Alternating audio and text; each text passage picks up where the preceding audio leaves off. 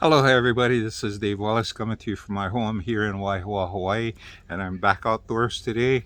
And this is my Monday talk story time to share. Okay, before I get into today's story about an incident that occurred early in my life, I want to share a background story first. Okay, now in ancient times on the island of Molokai, there was a famous man called Kaohele.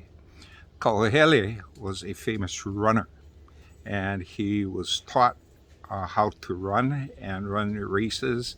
And he became so quick in his races, he won all of his challenges at the Makahiki rounds that were held in Naiva. So he was very famous for his time. There are many stories about Kauhele. One of my favorite stories is while he was running his route with a message for a king, a very bad person tried to sabotage him, and uh, they rolled down a boulder from the hillside of the hill, and they were timing it so as they saw Kauhele running along the shoreline, these people pushed down a boulder, and as Kauhele got close to this, he saw this boulder, and he picked up a stone in his hand, and he jammed it as the boulder was rolling down. He jammed the stone right into the boulder at the base, and it stuck, and the stone stuck right there. And that place became known as Pohakupili. And for some people in Molokai, they refer to this place as Fagan's Bay. Okay, so Pohakupili, that's where this origin of the name comes from. All right, so I also grew up with stories being told to me by my grandparents, especially on the Big Island. Talking about the Big Island being this huge piece of property, well, island and distances and stuff were the furthest you could travel in Hawaii.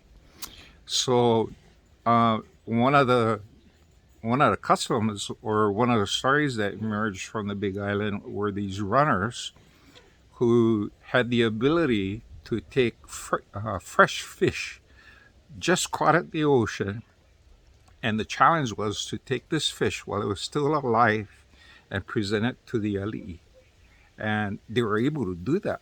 Okay, so they catch the fish and run, and the fishermen would give this live fish to the runners, and runners would take off, and the runners would present this live fish still kicking and still breathing to the ali. So these runners had to be very swift. The reason why I'm sharing this with you is that the incident I want to share with you has to do with me running. And this is going back to the 1970s when I was still trying to find a job. And the jobs that I was applying for, policemen and firemen, both required physical agility tests. And the physical agility test was you had to run a timed mile under 8 minutes. And so I had taken the written exam for this one. I believe it was the firefighter's test. And I had passed the test, the written exam, and I was invited to do the physical agility. And leading up to the physical agility test, I started running to get in shape because I knew the mile, I had to run the mile under 8 minutes. And so I every day I would run in the evening and run from my parents' house to Kuala Lumpur. I marked off the length 1 mile, and I had it marked down on the road. And so I'd run from my parents' place to my mark in Kuala Lumpur and turn around and come back, and that would be a mile. So I was running this quite frequently, and I timed myself, and I got it down where I could run this mile just under 7 minutes and 30 seconds. And that's how fast I could run it, and which was fine with me. Anyway, on the appointed date, just before the appointed date for the agility test came, I caught pneumonia because I started training while it was still raining, and I got soaking wet. And I went home and I caught cold, and the cold turned to pneumonia. And one of my chests was filled up with pneumonia. And unfortunately, there was only a couple days.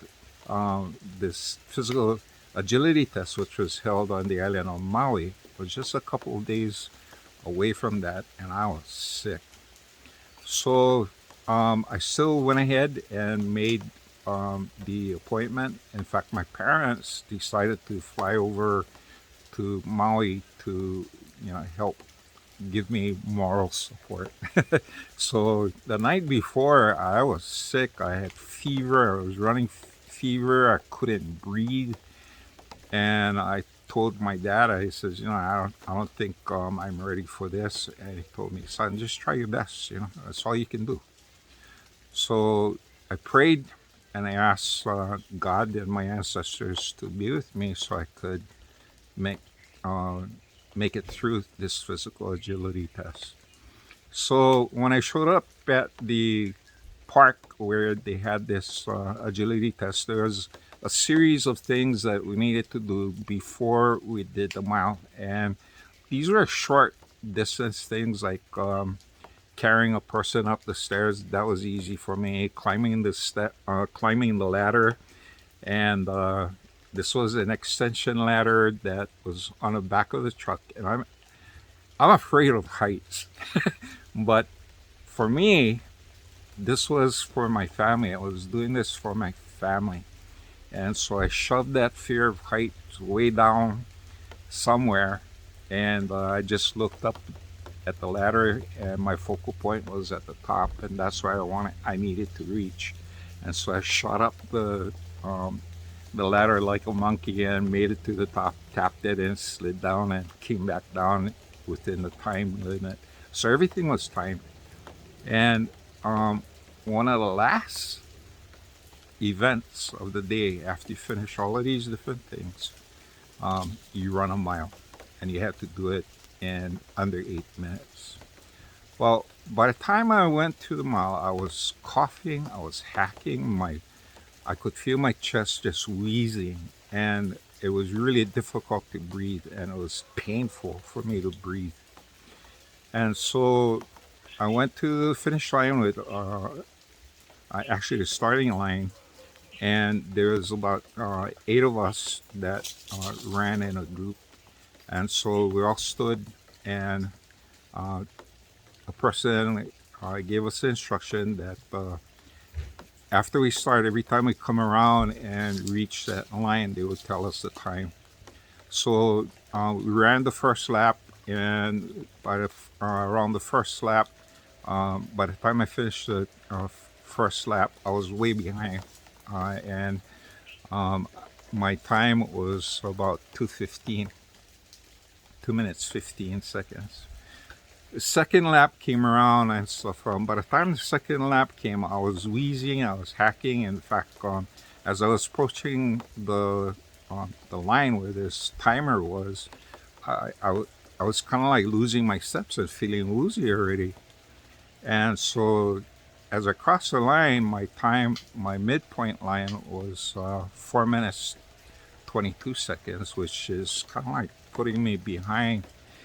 And as soon as the lady says 4:22, I realized I was one of the last ones in the group running, and I had fallen way behind these other people.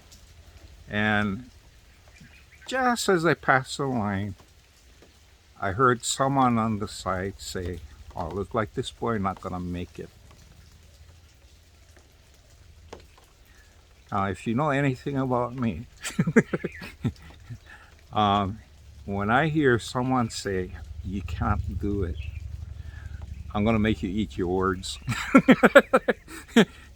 Right at that moment, I prayed and I called on my ancestors. I said, "Give me the spirit of Kawahele now. I need the runners.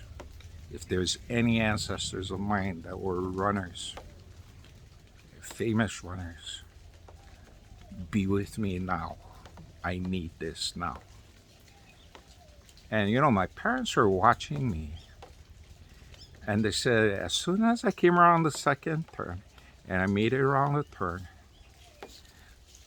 it was just like I was a new person, a different person, because my strides were long and quick, and pretty soon and stuff, I caught up. I started catching up with these guys, and for me, I was kind of like, I didn't feel any pain. My breathing was easy, um, and I just went with the flow. And I started running. My hands were swinging, and I felt in perfect control of my body. My strides were long, and was just catching up with these other people. And by the time I came around the third lap and stuff, everybody was kind of surprised because I was near 5 minutes and stuff. And whoa! And so I heard the time, and um, and so I decided to continue running, but there was this new energy inside me pushing me, and so I picked up the pace. I ended up lapping everyone in my group, and I finished at fifth.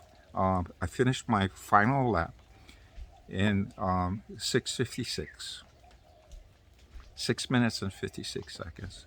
So when I actually took a look at the time splits and everything, I it seems that I ran the last two laps in just over a minute and 17 seconds. So each one of them was about average a minute and 17 seconds. But I think the last lap that I ran was even faster than my third lap. There was a kick, and I was sprinting. I remember sprinting, giving it all I had to cover the last few hundred yards. And right when I passed the finish line, and so I fell on the ground and started puking my guts out. And that's when reality hit me. And it was really interesting that the thing that I was throwing up was actually mucus. It was just clogging me inside. But I really felt that this experience, my ancestors, was able to step in and help me and awaken this ancestor spirit of a runner inside me, waking it up and say, "Take over. This boy need help." I'm quite sure that many of you, somewhere along the line in your life, have run into an experience like that. I run into similar situations when I start shaping stones.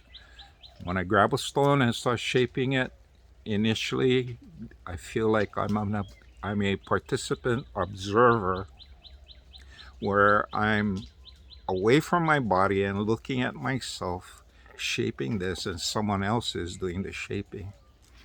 And my this feeling of being separated from myself and being a participant observer stays for a short time until I figure out, okay, this is what I need to do with this stone. And once I figure out what I need to do with the stone, and I have a firm image in my mind on how to shape it and what I need to do to shape the stone better, and the tools I need, that feeling kind of like disappears. It goes, and I'm back to myself, and I'm allowed to complete the project by myself. So these are some things that has happened to me several times during my life. And the next time I'll share with you another incident that happened up in the mainland that is pretty cool too, where my ancestors helped me. Okay. Anyway, until next time, I'll I'll be sharing that story, and this Friday I will be posting the numbers for the Powerball, and no one's hit the Powerball yet. And tonight we're gonna find out how our numbers did for Monday. Anyway, until next time, you folks have a good one. And this is Dave Wallace from Waiwa, Hawaii, saying aloha.